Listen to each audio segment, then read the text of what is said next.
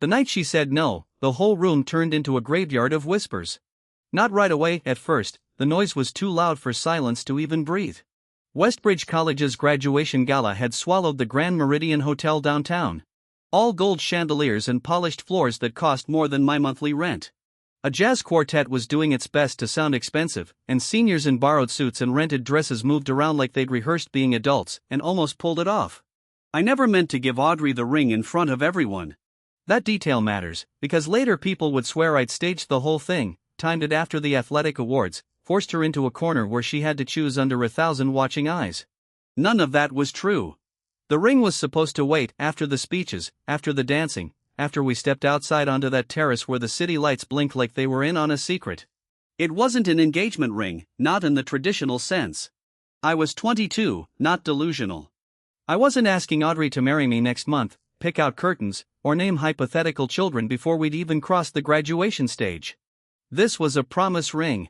A quiet little platinum band with a thin sapphire set low into the curve, because Audrey hated anything that snagged on fabric, and she'd once told me diamonds look like pressure pretending to be romance. I'd saved for 9 months, tutoring, lab stipends, weekend coding gigs, skipping every takeout and coffee run that wasn't strictly necessary. Noah Reed, my best friend, had watched me compare ring sizes online and asked, "Are you about to make a financially responsible emotional mistake?" I told him it wasn't a proposal, and he said, "That sentence is already evidence." "You know this is dangerous," he warned. "It's a commitment ring." I called it a symbolic grenade and ignored him, which was one of my specialties when it came to Audrey. Ignoring Noah, ignoring discomfort, ignoring the way Audrey's eyes followed Cameron Blake every time he walked into a room. Cameron was standing under the stage lights when the night started to turn. Westbridge's athletic director had just named him Male Athlete of the Year and Team MVP, and the ballroom exploded, students jumping, alumni cheering, someone from the soccer team pounding the table so hard silverware flew. Cameron crossed the stage in a black tuxedo like he'd been born for applause, tall, blonde, broad-shouldered, the kind of guy who belonged on every campus brochure cover. He'd been the face of Westbridge soccer for 3 years, and he smiled like cameras owed him light. He shook hands like every handshake was being filmed for a highlight reel, and when he lifted that glass trophy, the room behaved exactly the way he expected it to. Audrey stood beside our table, clapping harder than anyone else. Her face wasn't glowing with happiness for a friend, it was glowing with proximity, like part of his spotlight had spilled onto her skin and she was soaking it in. I watched her and felt something small and tired move in my chest, something I'd been ignoring for a long time. Noah leaned toward me. "Don't." I didn't look at him. "Don't what?" "Whatever noble, self-denying explanation you're building in your head." I said I wasn't building anything, but he shot back, "You are. You've got that face." "What face?" "The face of a man about to convince himself his girlfriend cheering for another guy like he just cured cancer is totally normal." I turned my water glass slowly between my fingers. "Cameron's her childhood friend." Noah stared at me. "You hear yourself, right?" I did. I just didn't always listen. Audrey and Cameron had grown up 2 houses apart in Palo Alto before his family moved east. But they'd stayed connected through summers, holidays, and all those private school networks rich families call coincidence. They weren't technically exes, Audrey had told me that dozens of times. "We were kids, Ethan. We've always been more like family. Cameron just needs people who understand him. He gets intense, but he has a good heart." The phrase had changed shape over the years but never function. They'd built a room I was never allowed to enter. A room where Cameron's needs were ancient history, Audrey's loyalty was sacred, and my discomfort was always evidence that I didn't understand the past. I'd met Cameron freshman year, and he'd shaken my hand, looked me up and down, and said, "Engineering, right?" Audrey always had a thing for serious guys. Then he laughed like he'd made a harmless joke, and Audrey laughed too. I smiled because that was easier. 3 years later, I'd become the serious guy, the reliable one, the boyfriend who picked Audrey up from the airport, fixed her laptop, edited her fellowship essays, walked her home from late events, remembered her mother's birthday, calmed her before interviews, and waited quietly whenever Cameron called because something happened. Cameron wasn't reliable. Cameron was electric, and people forgive electricity for burning them because at least it lights the room. The athletic director handed him the microphone, and he gave the expected speech: teamwork, sacrifice, coaches, family, the future. Then he mentioned Audrey near the end.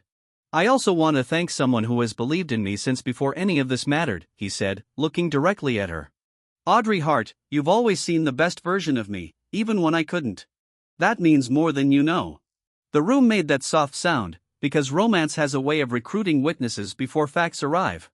Audrey froze, then smiled that private smile, the one I'd seen when she read his messages and told me not to worry. A few people at nearby tables glanced at me, and I kept my face calm.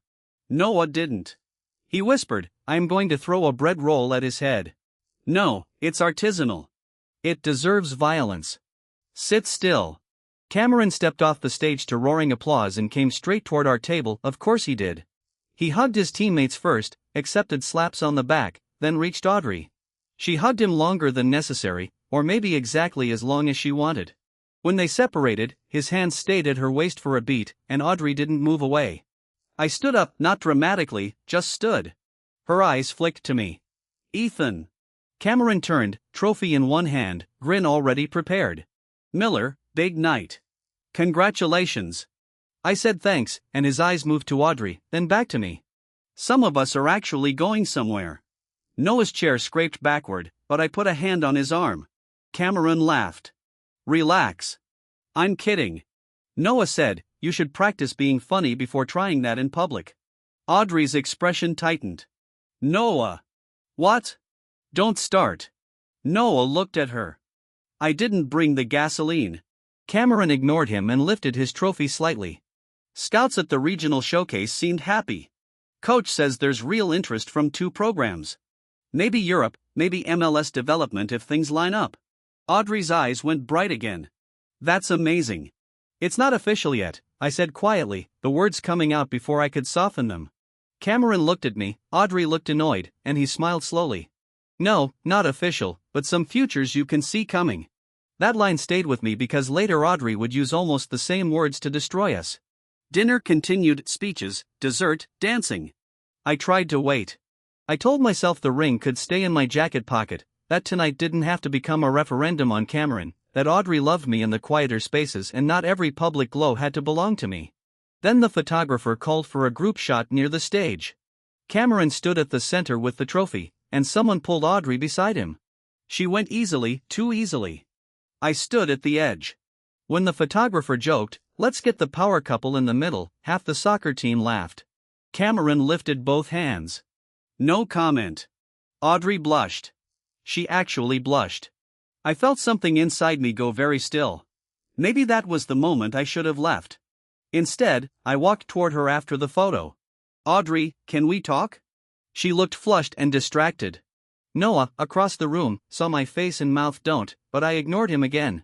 Audrey followed me a few steps away from the stage, but not far enough. The ballroom was still full, music had softened, but dozens of people lingered nearby, and Cameron remained within sight, trophy tucked under one arm, watching like he already knew the ending. I reached into my jacket pocket.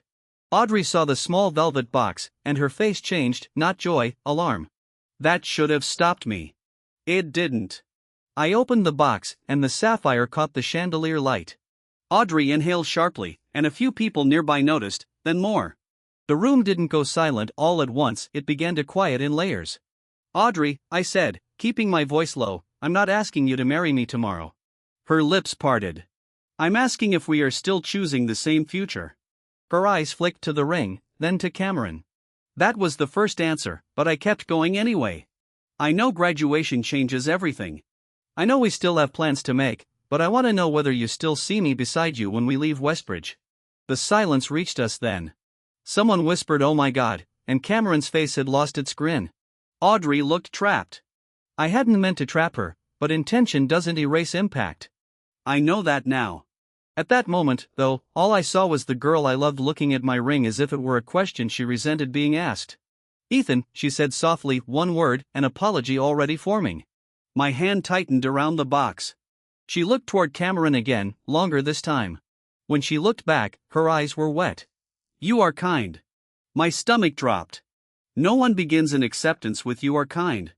"You are steady," she said, "and good to me. Better than I probably deserve sometimes." Noah's face hardened across the room. Audrey's voice trembled. "But Cameron has a future I can actually see." The room went completely quiet, not polite quiet. Predatory quiet, the kind where everyone hears the blade enter and waits to see who bleeds first. I stared at her, and she kept talking as if speed could make cruelty less clear. I don't mean that the way it sounds. I just mean he knows where he's going. He has momentum. People see him. Things are happening for him. Cameron looked down, but the corner of his mouth moved. Audrey whispered, I can't say yes to a future I can't picture.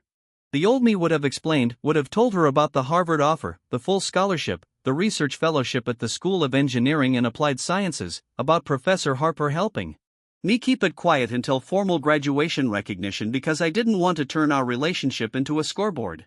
I would have said, Audrey, you can picture it. You just haven't seen the letter. But something in me finally understood, if I had to produce Harvard to earn respect, then respect was never really mine. The ring felt suddenly heavy. I looked at Audrey, then at Cameron, then at the room. Okay, I said. Audrey blinked. Okay. I closed the box.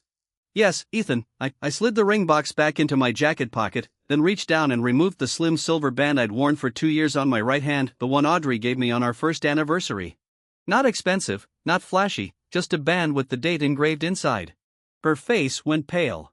What are you doing? I placed the band on the cocktail table beside us, taking off what was already answered. Ethan, you said Cameron has a future you can see. My voice was calm, too calm. Then go stand beside the future you can see. She flinched, and Cameron stepped forward.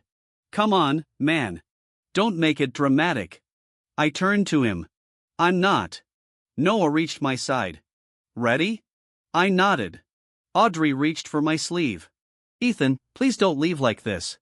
I looked at her hand, and she let go. You gave your answer in front of everyone, I said. I'm leaving the same way. Then I walked out, Noah behind me. The ballroom stayed silent until the doors closed. Only then did I realize my hands were shaking. Outside the hotel, the night air was cool, and city lights blurred through the valet line. Noah stood beside me, vibrating with fury. I am proud of you and also ready to commit several felonies. I told him not to, and she said his future was visible. What the hell does that even mean? I answered, it means mine wasn't loud enough. I looked back through the glass doors at the ballroom lights. She didn't reject me because I had no future, I said. She rejected me because my future wasn't loud enough for her to brag about. Noah's anger softened into something worse. Oh, Ethan. I said I was fine, but he shot back, no, you're not. I laughed once, it hurt. A valet brought my car around, and before I got in, my phone buzzed, Audrey. I didn't answer.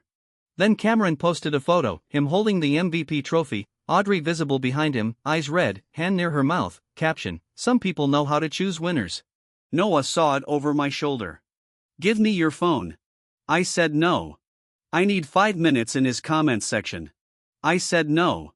3 minutes. Noah. He inhaled through his nose. Fine, but only because prison would interrupt my graduate school applications. I got into the car, and the ring box sat in my pocket, cold against my chest, 9 months of saving, a question that had become an answer by midnight. The next morning, everyone at Westbridge had a version of the story. By noon, most of them had chosen the one they liked best. Audrey rejected Ethan at the gala, Ethan proposed in public and got humiliated, Cameron stole Ethan's girl, Audrey chose ambition, Audrey chose status, Audrey chose the future. That word followed me around campus for the next week, future. It appeared in whispered conversations, group chats, social captions, and the sympathetic eyes of people who thought pity was kindness. Audrey posted the next morning, sometimes the future asks you to be brave. A photo of the hotel terrace, no faces, just city lights and the suggestion of destiny.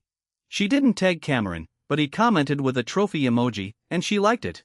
Noah came to my apartment with coffee, breakfast sandwiches, and the manic energy of a man who'd spent 6 hours preparing arguments I hadn't asked to hear. She liked his trophy emoji, he said before sitting down. Good morning to you, too. She liked it, Ethan. I heard him. That is not legally a crime, but morally I want a sentencing hearing. I took the coffee. Thank you. You're too calm.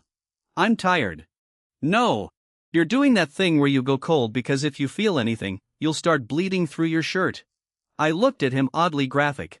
He said, I am emotionally literate now. Fear me. I sat at the kitchen table, and the apartment was quiet except for the refrigerator hum. The ring box sat on the counter where I'd left it after emptying my jacket pockets. I hadn't opened it since the gala. No one noticed. You should return it. No, keep it. No, throw it into the river. No, frame it with a plaque that says dodged bullet. I said I'd decide later, and my phone buzzed again. Audrey. I had 31 unread messages from her by then. Audrey, please answer. Audrey, I didn't mean to hurt you like that. Audrey, you put me on the spot. Audrey, I care about you. Audrey, can we talk privately? Audrey, Cameron's post was insensitive. I told him. Audrey, please don't make this into something ugly. That last one almost made me laugh. Don't make this ugly, as if I'd brought ugliness into the room. Noah watched my face. What did she say? I handed him the phone, and he read and made a sound of pure disgust. She told him his post was insensitive. That's her moral peak. Insensitive. She's trying. She publicly vaporized you and he posted a victory caption. I said nothing. Please tell me you're not going to answer. I'm not. Good. He paused. Are you going to tell her? No. About Harvard? No. He stared. Ethan. You have a full ride offer from Harvard. You've been sitting on it for 2 weeks. The woman said she couldn't see your future in front of half the graduating class. You could end her entire narrative with one screenshot. That's why I won't. He frowned, and I stood and walked to the window. Westbridge's campus stretched below, red brick buildings, green lawns, students moving through late spring sunlight, commencement banners already hanging from lampposts. Harvard had sent the final award package 13 days earlier: full tuition, living stipend, research fellowship with Professor Adrian Vale's Urban Systems Lab, graduate admission into the applied computational engineering track. It wasn't just an offer, it was a door into the exact future I'd been building quietly for years. Professor Harper knew, Mr. Carter in the fellowship office knew, my parents knew, Noah knew because he. Deep in my apartment when I opened the email and screamed so loudly my neighbor knocked to see if someone had died. Audrey didn't know, not because I hid things maliciously, but because I'd wanted to tell her properly. After finals, after the gala, after I gave her the ring and asked whether we were still choosing the same future. I thought the offer would become our shared celebration. Instead, her answer came before my reveal. Now I understood that was better, painful, but better. If I tell her now, I said, then what? Then she looks stupid. She already made her choice. And if she changes her mind because of Harvard, that proves the worst possible version of her. Noah's jaw tightened. Maybe you need proof. I already have it. He was quiet, and I looked back at campus. She didn't need Harvard to know I deserved respect. Noah exhaled. Damn. She didn't need a press release to know I had worked hard. No. She didn't need a full ride offer to not humiliate me. No. So I made that my rule: let graduation answer. Not because I wanted drama, but because I refused to audition for value in front of someone who'd already rejected the version of me that loved her quietly. That week, Cameron became bolder. Of course he did. Men like him don't only enjoy winning, they need witnesses to confirm the loss of others. He started appearing wherever I was: dining hall, library steps, engineering quad. Always casual, always smiling, always near Audrey. She looked uncomfortable at first, then adapted. People adapt quickly to applause when shame is the entry fee. On Tuesday, I saw them outside the student center. Cameron wore his team jacket over a white t-shirt, that trophy photo confidence still hanging around him like cologne. Audrey stood beside him, arms folded, listening while two teammates joked about the gala proposal. One said, Miller really went full romantic tragedy. Another said, at least he'll always have engineering. Cameron laughed, then saw me, and his smile widened. Miller. I kept walking, but he stepped into my path. No hard feelings, man. Noah beside me whispered, say the word. I stopped. Cameron tilted his head. Seriously, it was a tough night, but sometimes people need clarity. Audrey's face went pale. Cameron, don't. He ignored her. I mean, Audrey didn't do anything wrong. She just had to be honest about where things were going. I looked at him. And where are they going? His smile sharpened. Places. Which ones? A flicker, tiny, but there. Programs are interested. Interested? I repeated. Audrey looked at him, and he recovered quickly. Yeah, real interest. Coach says the pathway is solid. Then make sure you keep winning. The words landed softly, too softly. Cameron's eyes narrowed, and Noah made a satisfied sound. I stepped around him, and Audrey called after me, "Ethan, can we please talk?" I stopped but didn't turn. She hesitated. "Just 5 minutes." "You had more than 5 minutes at the gala." I walked away. Noah caught up. "That was clean." "Was it?" "Yes." I felt spiritually exfoliated. Despite everything, I smiled. On Thursday, Professor Harper called me into her office. She was my senior project advisor and the closest thing Westbridge's engineering department had to a controlled storm, mid-50s, silver hair, sharp glasses, sharper standards. She treated excuses like invasive species. Her office was stacked with journals, prototype boards, grant applications, and 3 dead plants she insisted were in seasonal negotiation. She looked up when I entered. "Sit." I sat. She folded her hands. "I heard about the gala." I closed my eyes briefly. Everyone did. Yes. Campus gossip remains undefeated. I'm sorry if it reflects badly on. Do not waste my office air apologizing for being mistreated in public. I shut my mouth, and she nodded. Better. She pulled a folder from her desk. Harvard requested confirmation that you accept the fellowship terms by next Monday. Have you done so? Yes. Good. Do you intend to publicly announce before commencement? No. Why? I considered giving a practical answer, then decided she deserved the truth. Because Audrey said she couldn't see my future. I don't want to show it to her early just so she can decide whether I'm worth regret. Harper leaned back, and for once she didn't immediately respond. Then she said, sensible. You do not owe visibility to people who only respect worth after it becomes public. I looked at her, that sentence striking so deep I had to sit still for a moment.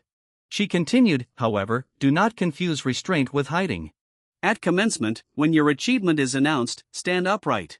Do not shrink to protect someone from the consequence of underestimating you. I won't. Good. She slid another paper across the desk, a draft of the commencement recognition program.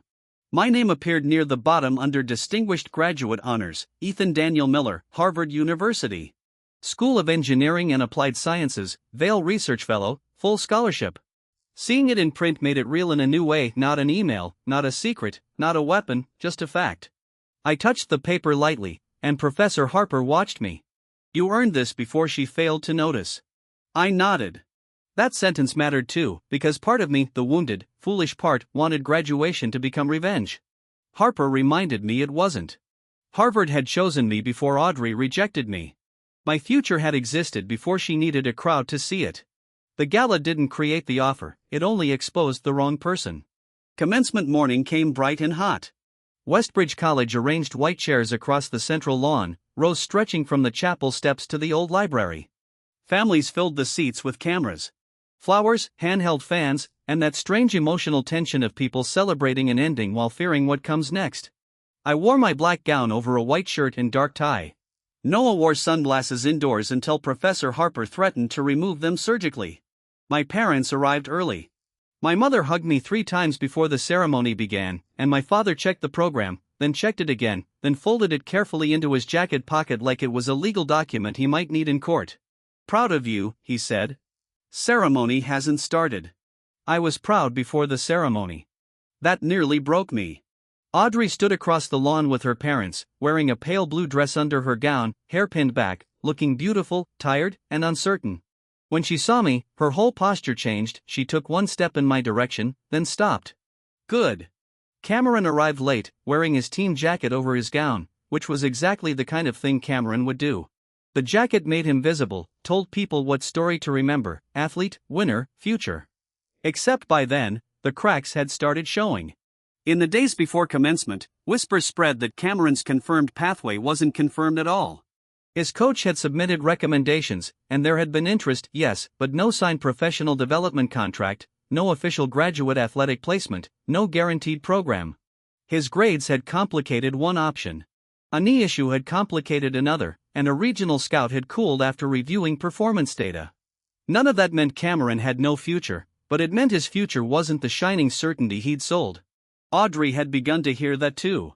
I saw it in the way she looked at his jacket now, not admiration, calculation turning into dread. The ceremony began with music, then speeches. The president spoke about excellence. Integrity, resilience, public purpose, and other words universities polish until they lose fingerprints. Graduates clapped at the right moments, parents cried at unpredictable ones, and a toddler shouted "I'm hungry" during the provost's remarks and became, briefly, the most honest person present. Then came departmental honors, names, applause, awards, research distinctions, fellowships, athletic recognitions appeared in the middle. Cameron sat straighter. The athletic director approached the microphone. We also recognize several graduating athletes for distinguished contribution to Westbridge athletics and continued opportunities beyond graduation. A few names were called. One soccer player signed with a European Academy Development Program, another accepted a coaching fellowship. Then, Cameron Blake, men's soccer team captain, has been selected for regional professional interest evaluation and postgraduate athletic development consideration. Applause. Respectable. Not nothing. But anyone listening carefully heard the difference: interest evaluation, consideration, not accepted, not signed, not confirmed. Cameron's smile froze halfway, and Audrey looked at him. He didn't look back. Noah leaned toward me. Regional professional interest evaluation and postgraduate athletic development consideration is a lot of words for maybe. I kept my eyes forward. Be nice. No. Then came academic distinctions. Professor Harper walked to the podium for engineering honors, and my pulse changed, not because Audrey would hear, but because my parents would, because the secret would become public, because the quiet years would finally have a name. Harper adjusted the microphone. The School of Engineering recognizes this year a student whose research in adaptive infrastructure modeling has already drawn national attention. His senior thesis combines computational optimization, civic resilience, and deployable emergency resource systems. He has been admitted to Harvard University School of Engineering and Applied Sciences with a full scholarship as the Vail Research Fellow. The lawn shifted, a murmur moved through the crowd before my name even came. Audrey's head snapped toward the stage, and Cameron turned too. Harper continued, "Please join me in congratulating Ethan Daniel Miller." For a second, there was no sound. Then applause erupted, not polite applause, real applause. My mother covered her mouth, my father stood immediately, and Noah stood too, clapping like he was trying to injure his hands. I rose from my chair, and the walk to the stage felt longer than it was. Every step seemed to separate me from the gala, from Audrey's sentence, from Cameron's caption, from the version of me who would have pulled out the offer letter at midnight to prove I deserved not to be humiliated.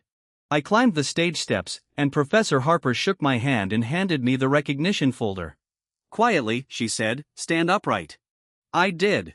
The president smiled for the official photo, flash, applause. Somewhere beyond the stage lights, Audrey was staring at me. I didn't look for long, I didn't need to. Noah's voice carried from the front row because subtlety had never been his gift. Some girls choose winners. Wrong scoreboard, though. A few people near him laughed. Cameron heard and his face went red. Audrey heard and her face went white. I returned to my seat. The ceremony continued, but something had changed. People kept glancing at me, not pity now, not curiosity, recognition. That is a dangerous drug if you've been unseen too long. I reminded myself of Professor Harper's sentence, I earned this, before she failed to notice. When commencement ended, graduates spilled across the lawn. Families rushed forward, flowers appeared, cameras flashed, parents cried again, professors shook hands, students compared next steps with sudden seriousness. My mother reached me first, hugging me so hard the folder bent. "Harvard," she whispered, like the word itself was fragile. "Yes, my son." That was all. My father's hug was brief but fierce. When he let go, his eyes were wet. "You worked for every inch." "I know." "No," he said. "I need you to know it fully. Not because someone announced it. Not because a crowd clapped. You worked before they heard your name." I nodded. "I know. This time I meant it." Noah arrived with a bouquet he'd apparently stolen from someone's aunt. "For you," he said. "Did you buy those?" Emotionally, I took them. Professor Harper came over and congratulated my parents. My mother tried to thank her for everything, and Harper replied, "He did the work. I merely reduced nonsense." My father liked her instantly. A Harvard admissions representative who had attended the ceremony found me near the engineering table and introduced herself to my parents.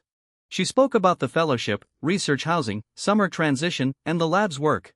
My mother listened with eyes wide, my father asked practical questions, and I answered what I could. Then Audrey appeared, stood a few feet away, uncertain, hands clasped around a rolled program. Noah saw her first, his entire body changed. Absolutely not, he murmured. I touched his arm. It's okay. It is not okay. I know, but it's okay. Audrey heard enough to flinch. She looked at my parents. Then at Professor Harper, then at the Harvard representative. The full shape of my hidden future stood around me in human form. Her eyes filled. Ethan, she said. I turned. Congratulations. Thank you. Her voice trembled. I didn't know. The sentence sat between us like a fallen chandelier. Noah made a sound, and I looked at Audrey. No, you didn't. She swallowed. Why didn't you tell me? The question was so absurd that for a moment I thought I'd misheard, then I realized she genuinely meant it. Why didn't you tell me before I rejected you for someone shinier? Why didn't you show me the scoreboard before I chose the wrong team? Why didn't you protect me from underestimating you? I said, I was going to. Her face tightened. When? After the gala. She closed her eyes, pain crossing her face. I thought she stopped. Professor Harper, standing nearby, watched with clinical interest. Audrey opened her eyes. I thought you didn't have anything set. Noah laughed once. She looked at him, and he said, that is not a defense. That is the problem. Audrey's eyes filled. I know. Cameron approached behind her, looking furious, not devastated, furious. That told me plenty. So, you just hit Harvard. He said. My father turned his head slowly. Noah whispered, oh, he picked the wrong lawn. I looked at Cameron. I didn't hide anything from you. You let everyone think. I let people think whatever they needed to think. His jaw clenched. Convenient timing. Professor Harper spoke before I did. Mr. Blake, Harvard admissions decisions are not arranged around your discomfort. Cameron blinked, Noah's mouth fell open in delight, and Audrey whispered, Cameron, stop. But Cameron's pride had been cornered. If Ethan had said something earlier, none of this comparison crap would be happening. I almost smiled. There it is. He narrowed his eyes. What? My fault that your future sounds less confirmed when mine becomes visible. Audrey turned toward him then, slowly. You told me your offer was confirmed. Cameron's face shifted. It basically was. My whole body went cold with recognition. There are phrases that reveal more than confession. Basically confirmed, almost finalized, everyone knows it's happening, trust me. Audrey heard it too. You said you had a pathway. I do. You said there was a contract coming. There might be. Might? He looked around, aware of the growing audience. This isn't the place. Audrey's laugh was small and broken. You didn't mind the place at the gala. Cameron's face flushed. Noah leaned toward me. I think the scoreboard updated. I didn't answer. Audrey looked back at me, her voice barely above a whisper. I'm sorry. I said, not here. She nodded quickly. Can we talk later? No. Her face crumpled. No. But you didn't need Harvard to know I deserved respect. The words landed quietly, harder for being quiet. Audrey's eyes spilled over. I turned to my parents, ready. My mother looked at Audrey once, not cruelly, but without warmth. Yes. We walked away. Behind us, Cameron started saying something sharp, and Audrey answered, quieter but firmer than I'd ever heard her speak to him. I didn't stop to listen. Graduation had answered. That was enough. Cameron didn't collapse all at once, people like him rarely do.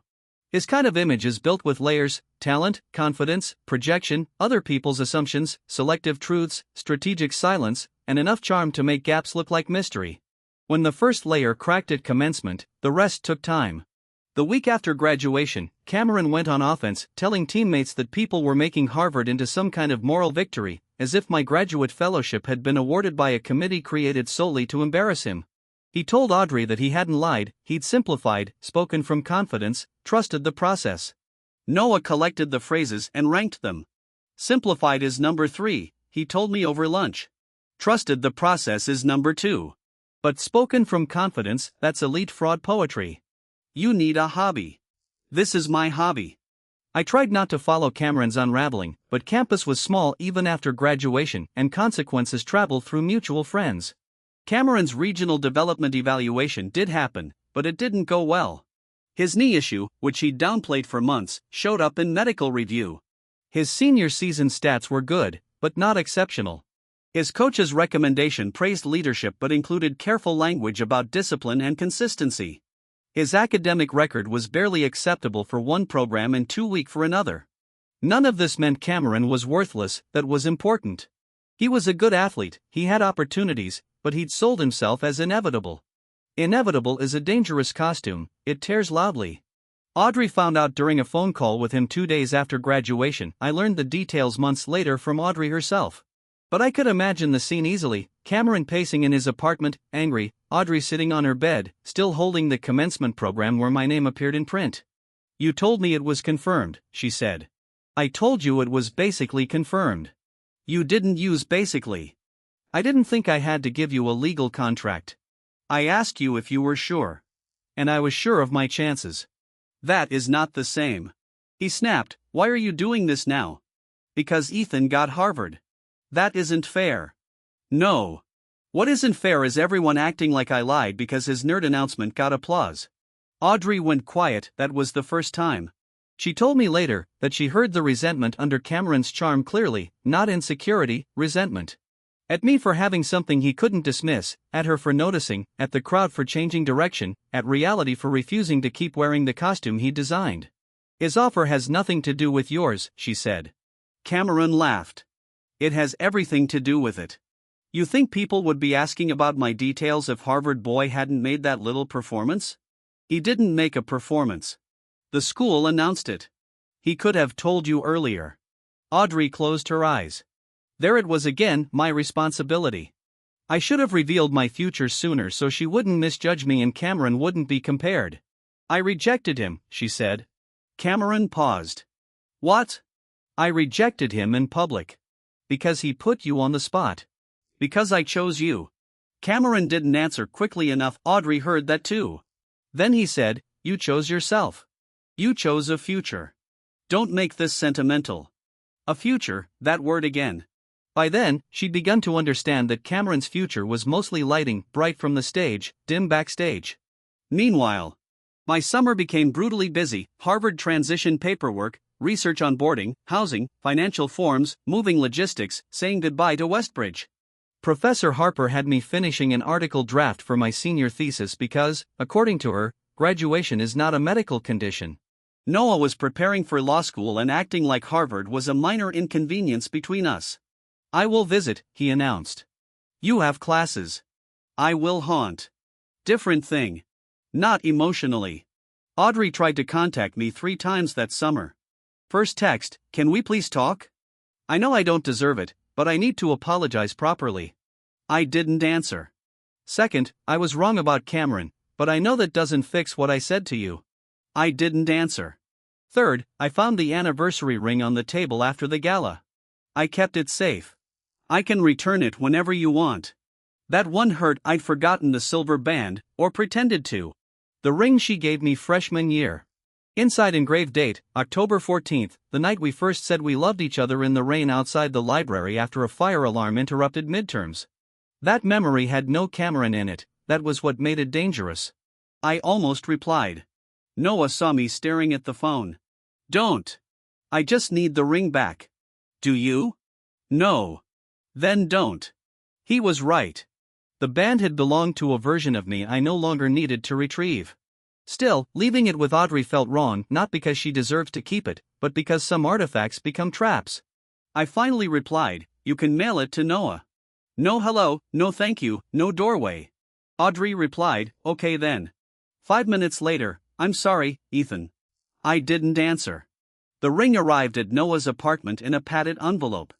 He brought it over like he was carrying evidence from a war crime. "Do you want to open it?" "No." "Do you want me to throw it into a lake?" "No." "Do you want me to keep it in a cursed object box?" Despite myself, I smiled. "Just put it on the table." He did. I opened the envelope after he left. The silver band was inside a small cloth pouch. Audrey had included no letter, only the ring. That restraint made me angrier than a letter would have, because she was learning and I wanted her not to. That sounds cruel, but when someone hurts you badly, their growth can feel like theft. They become better with the lesson they carved into you, while you're still bleeding and they're already practicing accountability. It's not fair. It can still be real. I put the band in a drawer beside the unopened sapphire ring box. 2 rings, 2 questions, both answered. Audrey found me the day before I left for Boston. I was on campus one last time to sign paperwork with Professor Harper and return a set of lab keys I'd kept too long. Most students had already left Westbridge. The campus felt hollow in summer, empty lawns, closed dining hall windows, maintenance carts where crowds used to be, banners half taken down from commencement. I walked out of the engineering building carrying a cardboard box of books when I saw her near the steps. She wasn't dressed for attention, jeans, white shirt, hair pulled back. No Cameron, no group, no spotlight, just Audrey. For a moment I considered turning around, then I stopped. Avoidance had protected me for weeks. It couldn't become my whole personality. She stood as I approached. Hi. Hi. Her eyes moved to the box. You're leaving tomorrow. Yes. Boston. Cambridge first. Orientation. She nodded. Harvard. The word came out softly, not dazzled, wounded. I said nothing. She clasped her hands together. Thank you for agreeing to talk. I didn't agree. You were standing here. She flinched. Fair. I'm sorry. I waited. She took a breath. I'm sorry for the gala. Still too general. I'm sorry I rejected you in front of everyone. Closer. I'm sorry I compared your future to Cameron's like you were a presentation I didn't find convincing. There. I looked at her, and she continued, voice shaking. I'm sorry I treated quiet like empty. I'm sorry I treated his applause like proof. I'm sorry I said I could see his future and not yours. I set the box down on the low wall beside the steps, and her eyes filled. And I'm sorry that when I found out about Harvard, my first feeling was regret instead of happiness for you. That was honest, ugly, but honest. I nodded once. Thank you for saying it correctly. She cried immediately, but quietly. I didn't know. She whispered. I let the silence sit until she looked up, then I said, that's exactly why you don't get another chance. Her face went white. What? If you had known, you would have chosen differently. She opened her mouth, then closed it. That should not be the defense you think it is. Tears slid down her face. I know it sounds terrible. It is terrible. I just mean, I know what you mean. I stepped closer, but not close enough to soften the space. You mean if you had known Harvard was on the table, you would have seen me as safe to choose publicly? She looked like the words hurt physically. You mean if my future had been announced earlier, you would not have felt embarrassed standing beside it? No. No, I would have been proud, she said, desperate now. I would have been so proud of you. That is the problem. She stared. You needed the school name before you could feel proud. Her tears fell faster. I was scared. Of what? Of being wrong about my life. With me? Yes, because you were kind, but not visible. She looked down. Because you never talked about what came next. I talked about graduate school. You talked about applications, projects, research. It all sounded uncertain. It was uncertain until it wasn't. Cameron sounded certain. Cameron lied. She flinched, but I didn't soften. He didn't have a confirmed offer. He had interest. He sold it as certainty because people like you rewarded the performance. She covered her mouth. I know. No. You liked the performance. She sobbed once. Yes. There it was, a clean admission. I liked that people looked when I stood beside him, she whispered. I liked feeling like I was part of something obvious. With you, everything was private, quiet, real, but quiet. I almost laughed, not because it was funny, but because she'd finally named what she threw away. She said, I thought quiet meant smaller. I said, and now? Now I know quiet can be building something. Yes. She wiped her face. I loved you. I know. I did. I know. I just wanted a future with better lighting. Her face crumpled. That's cruel. No, it's precise. She looked at me then, truly looked. You learned that from Professor Harper? Partly. Audrey gave a broken laugh through tears, then the laugh vanished. Can I see the ring? No. The answer came instantly. Her eyes widened. I don't mean keep it. I just, no, Ethan. No. She pressed her lips together. Okay. That small acceptance mattered. The old Audrey would have pushed, cried harder, said she needed closure. This Audrey stopped. Can I ask what you did with it? It's in a drawer. Are you going to return it? No. Sell it? No. Keep it? For now. She nodded. Okay. Silence moved between us, then she said, I broke up with Cameron. I assumed. He said I was rewriting history because I felt stupid. I said nothing. He said I chose him because he was brave enough to want big things. And? I told him wanting applause isn't the same as wanting big things. Good, but not mine to reward. Audrey seemed to know. I'm not telling you for points. Then why? Because I need to hear myself say I chose applause. There was Noah's line, I didn't know whether she'd heard it from someone or arrived there herself. She didn't choose love, Noah had said. She chose applause. Audrey stood in the quiet campus heat and said, I didn't choose love. I chose applause. For 1 second, grief moved through me so hard I had to look away, because if she'd known that earlier, maybe maybe.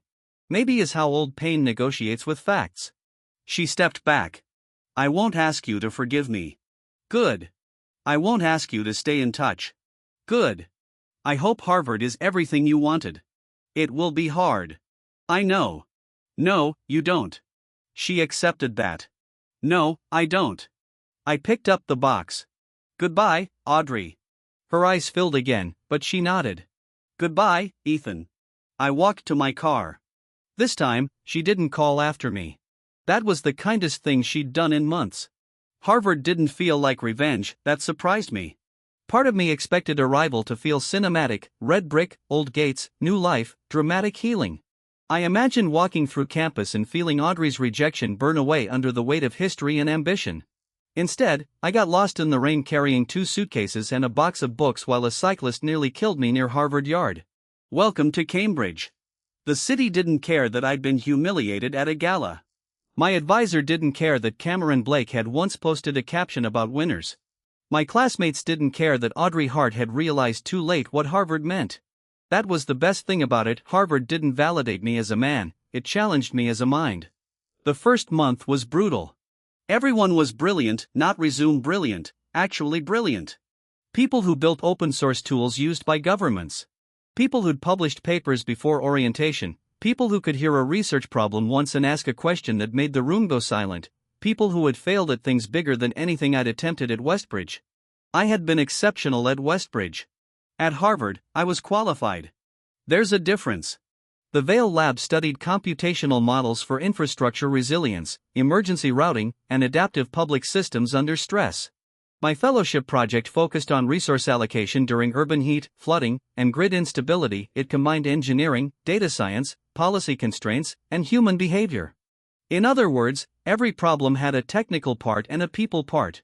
And the people part kept ruining the elegant models.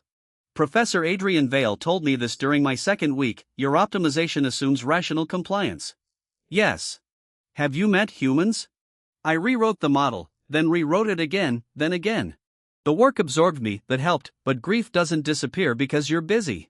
It waits until midnight when code fails and the apartment is too quiet. Audrey sent one message in October. I know I said I wouldn't write. I'm sorry. I saw your lab announcement. Congratulations. I won't bother you again. I stared at it for a long time, then deleted it, not because I hated her, but because I could feel the old door in my chest trying to open. Noah called that night. He was in law school, exhausted and thriving. You sound weird, he said. You called me, and your hello had ghosts in it. Audrey messaged. I'm coming over. You are 3 states away. Spiritually. Then I deleted it. Good. I wanted to answer. Also normal. I hate that. Also normal. I lay on the floor of my apartment, phone against my ear, staring at the ceiling. Noah, what if I had told her earlier? He sighed. I wondered when that one would come back. What if I had shared the Harvard offer when I got it? What if she knew before the gala? Then maybe she says yes. The answer hurt because it was honest. Noah continued, and then you spend the next 5 years wondering whether she loved you or the proof. I closed my eyes. She loved me. I know.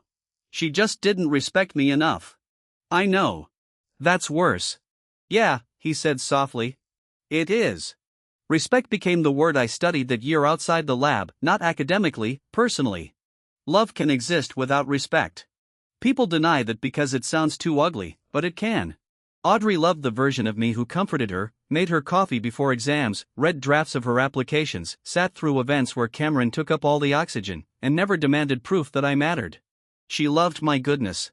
She did not respect my quiet, not until Harvard translated it into status. That distinction changed me, not into someone harder exactly, but more accurate. I stopped over-explaining myself to people who were committed to misunderstanding quiet as weakness. I stopped shrinking achievements so others wouldn't feel challenged. I stopped treating privacy like secrecy and ambition like something that needed permission. At Harvard, I learned to speak when needed, to let work stand when finished, to accept recognition without apologizing for it. Professor Vale once watched me deflect credit during a lab meeting and said afterward, "Humility is not the same as making your work harder to find." That echoed Professor Harper, "Stand upright." So I did. My first conference presentation went well, my second went better. My project attracted funding. A municipal pilot used part of my model for heat emergency cooling center deployment. A paper I co-authored was accepted into a respected systems conference. Nothing like sudden genius, just work, more work than evidence of work. Meanwhile, Audrey's life moved differently. I knew only fragments. She started a graduate certificate at a state school, then transferred into a public policy program. She didn't stay with Cameron. Cameron's athletic pathway narrowed further. He bounced through semi-professional trials, then coaching internships, then social media fitness branding. His certainty became content. Audrey stopped posting glamorous captions that shouldn't have mattered. It did, a little, not enough to reach out, enough to notice that applause had become quieter around her. During my second year at Harvard, Westbridge invited me to return for a young alumni panel. I said no first, then Professor Harper emailed, "You should come, not for them, for the students who think quiet work is invisible until someone louder validates it." She knew exactly where to press, so I went. The panel was in the same hall where Cameron had once received his MVP trophy, not the hotel ballroom, worse, in a way, the campus auditorium. Familiar seats, familiar stage, new students, old ghosts. Noah came because he said he wouldn't miss the spiritual rematch. I told him there was no rematch. He said, "That's what winners say when they want to sound involved." Professor Harper moderated. She introduced me with academic restraint and one devastating phrase. "Ethan Miller is an alumnus whose work was often quieter than campus culture knew how to measure." I almost laughed. Students asked about graduate school, research, imposter syndrome, financial aid, choosing advisors, building a career without family connections. One student asked, "How do you deal with people underestimating you?" The room went still in a way that made me suspect someone had told them the gala story. I answered carefully. First, make sure you are not underestimating yourself by needing their recognition too much. Second, understand that not everyone deserves early access to your plans. Some people only respect outcomes once the crowd claps. Let them learn late. Professor Harper looked pleased. Noah mouthed, "That was hot."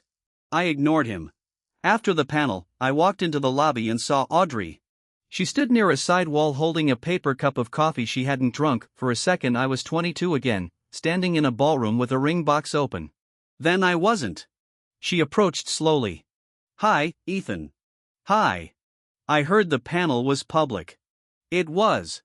"You did well." "Thank you." She smiled faintly. Professor Harper looked proud. Professor Harper would deny that. She would. Silence. Then Audrey said, "I won't keep you long." That phrase again, always that phrase now. I nodded. She looked down at her cup. "I wanted to tell you something. Not to reopen anything." "Okay." I work in scholarship advising now. Mostly first-generation students. Public universities. Transfer pathways. Funding applications. That's good work. Her eyes lifted. Surprised. "Thank you. I meant it." She continued, "Every year I meet students who are brilliant but quiet. They don't know how to package themselves. They don't look like what people expect success to look like. And sometimes I think about how badly I misread you." I said nothing. She said, "I don't tell them to become louder. I tell them to document their work. To own it. To not wait for someone else's applause before believing it matters." My chest tightened. That is good advice. It was expensive. Yes. She accepted that, no flinch, no defense. Then she said, Cameron reached out last year. I didn't respond. He wanted to apologize to me, or maybe to feel like the story hadn't ended badly for him. I don't know. And I didn't answer. Good. She smiled sadly. You don't owe me that word. No. But it was the right choice. Her eyes shone. Thank you. I waited. She took a breath. I know now that if I had said yes at the gala because you had Harvard, that would have been worse. I looked at her then. She continued, for a long time I thought the tragedy was that I didn't know. Then I realized the tragedy was that I needed to know. There it was, the sentence I'd needed years earlier, late but clean. Thank you for saying it correctly, I said. She closed her eyes briefly. When she opened them, she was crying, but quietly. I'm sorry, Ethan. I know. I really did love you. I know. And I didn't respect you the way love should have. That one landed hard. Yes. She nodded, accepting the word. I'm sorry. I looked toward the auditorium where students were still talking with Professor Harper. I believe you. Her breath caught. But I'm not going back. I know. This time she didn't add, I won't keep you. She just stood there, letting the silence be enough. I returned to Westbridge for commencement as the alumni speaker 5 years after graduation. By then, my life had become something I couldn't have described properly at 22. Harvard PhD track, research-turned-startup fellowship, urban resilience modeling adopted by 3 cities, a job offer from a public interest technology firm. A life in Boston that was hard, expensive, crowded, intellectually ruthless, and mine. Noah was a public defender by then, which surprised no one who'd watched him argue with injustice as a hobby. He still called me before major events to ask whether I was emotionally wearing pants, by which he meant prepared. I am giving a commencement speech, not entering battle. Same outfit sometimes. My parents came too. My mother still kept the commencement program from my year. My father still had the original Harvard fellowship letter in a folder. When I joked that he had more organized proof of my life than I did, he said, documentation matters. He was right. Westbridge looked almost the same: campus lawns, brick walkways, the chapel bell, students in gowns taking photos in the same places we had. Every generation believes their emotional disasters are unprecedented. Every campus knows otherwise. Before the ceremony, Professor Harper found me backstage. She hadn't aged so much as sharpened, speech ready. Yes, too sentimental, probably reduced by 15%. No, she looked pleased. The ceremony began. I sat on stage behind the president and looked out over the graduates, some nervous, some bored, some already crying, some scanning the crowd for people whose approval mattered too much. I knew that look. When it was time, I walked to the podium. The applause was polite at first, then warmer after the introduction listed things I still found strange to hear aloud: Harvard, research, cities, fellowship, founder, advisor, all the visible words. I looked across the lawn and began, when I graduated from Westbridge, I believed the hardest part of ambition was earning a future. I was wrong. Sometimes the harder part is continuing to believe in that future before anyone else can see it. The crowd quieted good, not because I wanted control, but because the sentence mattered. I want to speak today to those of you whose work has been quiet, those who built something without a spotlight. Those who applied, failed, revised, tried again, and did not have a trophy to hold while everyone else measured momentum by noise. I saw a few students lean in. I continued, there will be people who cannot recognize your direction until a famous institution, a job title, a salary, or a crowd translates it for them. Do not hate them, but do not hand them the authority to decide whether your work is real. Professor Harper watched from the faculty row. Noah, somewhere beside my parents, was probably trying not to fist pump. Visibility is useful, I said. Recognition can open doors, but value does not begin the day someone else announces it. You must learn to stand upright before the applause arrives, because if you wait for applause to become real to yourself, you will be easy to mislead by anyone who receives it sooner. My voice stayed steady. I didn't mention Audrey. I didn't mention Cameron. I didn't mention the ring, but the old story lived under every sentence. Choose people who respect your process, not just your outcome. Choose people who do not need the crowd to tell them you matter. And when someone cannot see your future, do not set yourself on fire trying to become visible in their language. That line made the president glance at me good. Maybe I hadn't reduced sentiment by 15%. I finished with something Professor Harper had once told me: you do not owe visibility to people who only respect worth after it becomes public.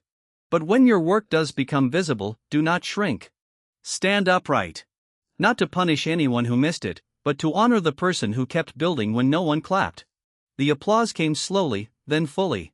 I stepped back for a moment, feeling the strange closing of a circle, not a perfect circle, a scar-shaped one. After the ceremony, graduates and families filled the lawn. I took photos, shook hands, answered questions from students. Hugged my mother, accepted my father's quiet proud nod, and endured Noah telling 3 separate strangers I knew him before he became emotionally quotable. Then I saw Audrey. She stood near the old library steps, not hiding, not approaching yet, waiting. She looked different than she had at 22, more settled, less polished in the way she used to be, more present. She wore a dark green dress and carried no phone in her hand, no visible prop, no old ring, no symbol, just herself. I walked over. Noah noticed and moved to follow. My mother stopped him with one look. She's terrifying, Noah whispered later. Audrey smiled faintly when I reached her. Hi. Hi. Your speech was good. Thank you. It sounded like something you needed to say. It was. She looked out over the lawn. I wish I'd heard it back then. You wouldn't have understood it. She nodded. No, I wouldn't. A group of graduates passed us, laughing, gowns open, futures still mostly theoretical. Audrey watched them. I work with students now who remind me of you, she said. Quiet, focused, easy to overlook if someone is looking for shine instead of substance. And what do you tell them? That they do not have to become louder to become worthy. I smiled a little. Good. She looked at me, and this time the word didn't break her, it steadied her. She said, I saw the sapphire ring once. I stiffened, and she immediately added, Noah told me about it years ago. Not in detail, just enough. I never saw it physically. Of course Noah did, I'd address that later. Audrey continued, for a long time I thought about that ring like it represented the future I lost. It represented a question. Yes, she said, and I answered it. We stood in the late afternoon light. She took a breath. If I had said yes that night, would we still be together? There it was, the last question, the one all regret eventually asks. I'd answered versions before, this time I gave the whole truth. No. Her eyes filled, but she stayed still. I said, if you had said yes because you knew about Harvard, we would have been built on proof instead of trust. If you had said yes without knowing, maybe we would have lasted longer, but one day another crowd would have been louder, another Cameron would have seemed more visible, another moment would have asked you whether I was worth choosing before other people confirmed it. And I would have failed. Tears slipped down her face. I don't know. I do, she whispered. I didn't correct her. She looked at me. Do you hate me? No. Did you? For a while. She nodded. Good. That surprised me. She smiled sadly. I think I needed to know the answer had weight. It did. Do you forgive me?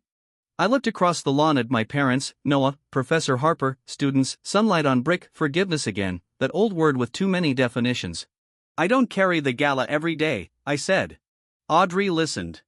I don't need you to suffer forever. Her face trembled. I believe you loved me in the ways you knew how. She closed her eyes. But I do not want that love back. She nodded slowly. That is fair. Maybe it was. Fairness had arrived years late and with no power to change anything, but it was here. I reached into my jacket pocket. Audrey's eyes opened. I pulled out a small cloth pouch, not the sapphire ring. The silver anniversary band she'd returned through Noah. I hadn't planned this until that morning, maybe part of me had planned it for years. I held it out. Her breath caught. I don't understand. This belonged to us when we were trying to become something. I don't need it anymore. I don't want to keep it in a drawer. I don't want to throw it away either. She stared at the pouch. You want me to have it. I want you to decide what to do with your part of the past. Her hand shook when she took it. I don't deserve, this isn't a reward. She nodded. Right. The sapphire ring was mine. I kept that question. This one was ours. I'm done holding it. She closed her hand around the pouch, tears falling freely now. Thank you. I said nothing. She looked at me one last time. I hope someone chooses you before the applause. I thought of the life I'd built, the friends who'd stayed, the colleagues who challenged me. The woman I'd recently started seeing in Boston who read drafts of my papers and told me when my arguments were lazy, not because Harvard made me impressive, but because she actually listened. I smiled. Someone does. Audrey's face changed pain, yes, but also relief. I'm glad. And I believed her. That was its own ending, no drama, no collapse, no begging, just glad. She stepped back. I won't keep you. I know. Goodbye, Audrey. Goodbye, Ethan. She walked away through the crowd. This time, I watched without wanting her to turn around. Noah appeared beside me as soon as she was far enough. You gave her the anniversary ring. Yes. You okay? Yes. Actually, yes. Actually, yes? He nodded, eyes suspiciously bright. Good. I laughed. The word had followed me from humiliation to survival to closure. Good, not perfect, not painless. Good. That night, back in my hotel room, I opened the drawer where the sapphire ring box sat. I'd brought it with me for reasons I didn't fully admit until then. I opened it. The small platinum band looked exactly as it had years ago, beautiful, quiet, a question preserved in metal. For a long time, I thought the ring represented rejection. Then I thought it represented dodging a life built on conditional respect. Now I saw it more simply, it represented the moment I asked someone whether she saw me in her future. She didn't.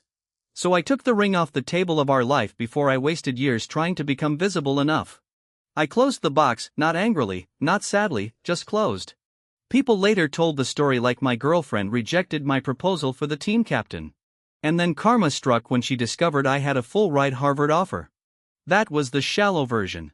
The truth was harder and better. She didn't reject me because I had no future, she rejected me because my future was quiet. She chose applause because applause is easier to trust than steady work when you're young, vain, and afraid. Cameron didn't steal her from me, he revealed what she valued when the room was watching. Harvard didn't make me worthy. It only made my worth legible to people who needed famous letters before they could read it. And I didn't win by making Audrey regret me, I won by not needing her regret to become whole. I took off the ring that night at the gala. But what I really removed was the version of me who still hoped she would choose me before the applause told her. 2 years later, on the same campus where she once said she couldn't see my future, I finally understood the answer I'd given her, then go stand beside the future you can see. She did. So did I. Only one of us needed the crowd to know where to look.